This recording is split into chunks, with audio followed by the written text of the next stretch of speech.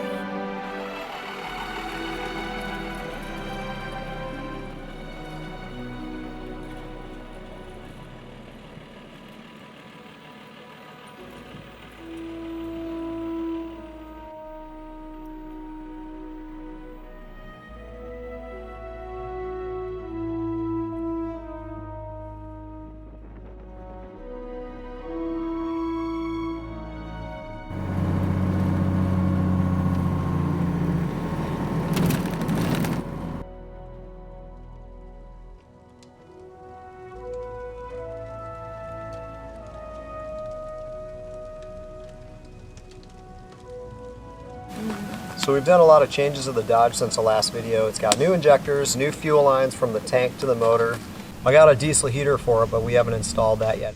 We have the same diesel heater in our old Alaskan camper, and that thing's been great. Like, we camp in the snow a lot, and it's wet and rainy in the Northwest all the time, so we get a ton of use out of that. New bumper on the front, new to us. We bought it used, but it was off of a newer Dodge, and I welded and fabbed up new mounts for it. And the top cage has been welded. We've got windows for it now. I just need to make the aluminum order for the siding. That'll be a couple more videos out probably, but yeah, I'll do an installation video on that. I'll put some links in the description to some of the tools I'm using. For this build, I used a metal cutting chops on that. Thing is awesome. It made all the cuts. It made everything way faster. They're super square. That was the time saver right there. So I'll put a link in the description for that too.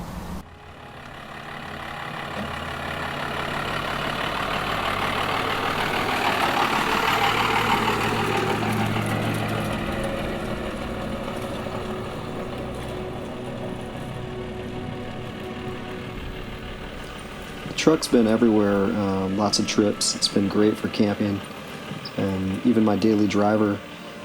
We've had a lot of fun with the project so far, but I'm looking forward to stage 2 of the build when we put the new top on. With 6 feet of extra height and a cab over sleeping area, we should have plenty of room inside. Here are some pictures as we found it on Craigslist. I knew that was going to be a great blank canvas to start with. Yeah. There it is, the new camper project. We just went and picked it up yesterday. It's like a 270-mile round trip. So it's an M1031 military maintenance truck box. And when I first saw it, I thought it's going to be way too heavy, but then I did some research and it's all aluminum. 2 people, we can actually lift this side of it. And it's not bad. It's not like you're going to go backpacking with the thing, but it's lighter than it looks.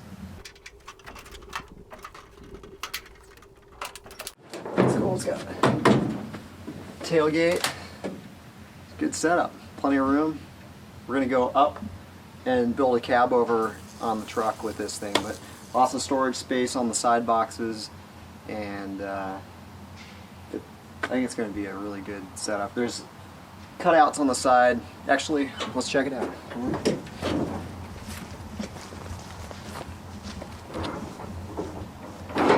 We wanted to do a side door because I have a motorcycle that goes on the back normally, and I want to carry a spare tire and a motorcycle back there. So to constantly go in and out of the back of the Alaskan, you have to lower the motorcycle, drop the tailgate, do all this stuff. This is going to be removed, and one of our side steps on the truck will be right about here. So we'll be able to climb up and just go right into the bed from a full side access. So everything on the back, spare tire, motorcycle, can all stay put unless we need to use it. But this is going to fit perfectly. But check out. So much storage space, and all of these boxes are going to have doors, latches from the inside that we can access from inside the camper or outside the camper. So we're going to cut some aluminum and build some extra access latches from inside. But yeah, there's tons of room. So we're going to keep the battery stored low and the weight low to run up for the solar panels.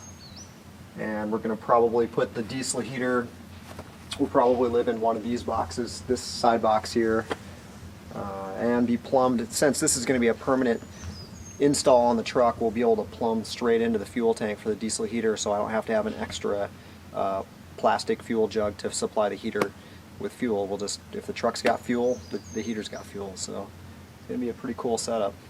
I'm excited about building this. The top is going to be extended to come up and out over the cab.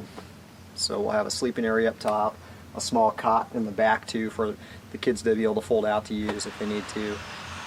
But it should be a pretty cool setup. It's like a blank canvas. But all these cupboards and all this stuff, it's not worth re-engineering and building all that stuff yourself when you can get something like this that's already set up, and then I can make all the mods that I need to make it work for us. So it's going to be good.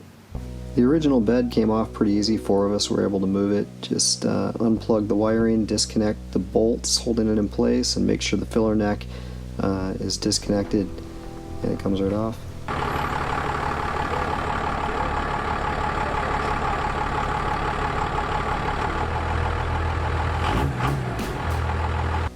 So this part was pretty fun. Even though the military box is aluminum and fairly light, it was a bit harder to move around than I expected.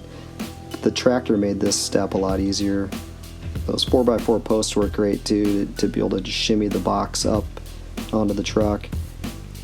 The straps are there so I could lock it down and get it to the top of my driveway. It'd be a little easier to work on it up there, and I used bottle jacks to lift the box up and pull the posts out once it was set where I wanted it. Thanks to everybody that helped out on that step and my brother's tractor.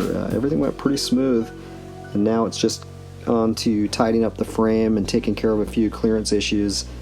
But overall, the fit's pretty close. There wasn't a whole lot that had to be done trimming wise to get this to fit. I got the fuel fill part figured out. Now I'm getting the wiring. I just did a quick test run that looked like it was close. So for the lights? Yeah. The tail lights? Yep. Got it all Sweet. sorted out, figured out what the Dodge harness was and what the... What is this, day 3? Yeah. It's good. We're going to be functional here pretty soon. Drive it. Drivable. So the bed's on. It's mounted up. I had to notch the back of the frame slightly and just finish up the wiring. Did a few other little things. Got the filler neck installed. I'll show all that in a second. And you can see it down there, the green cap. It lines up pretty good. And this is going to be our side entrance into the box.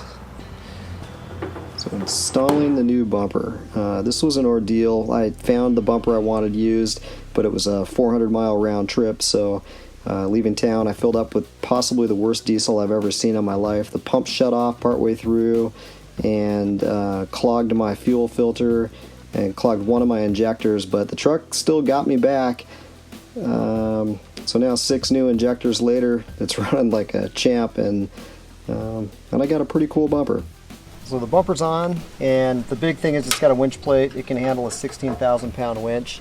The sides are cut fairly high below the wheel, so it won't snag on things if you're going through a ditch or any off-road, any ruts and stuff like that. So I kind of had an idea what I wanted. It was a really expensive bumper, so I kept scouring Craigslist and Facebook Marketplace until I found one for sale. This one was off of a newer Dodge, like a 4th gen Dodge.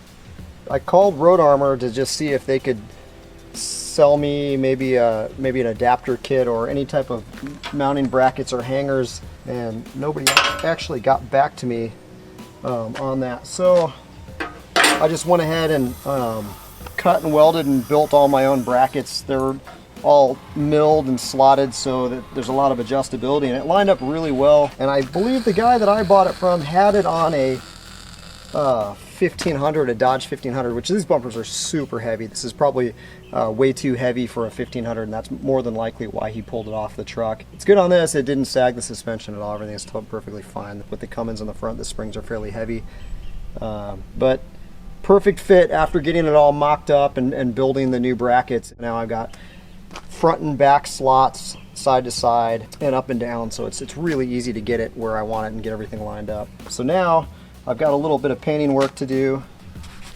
on the bumper. It's got some nicks and dings. I just want to get all of it cleaned up.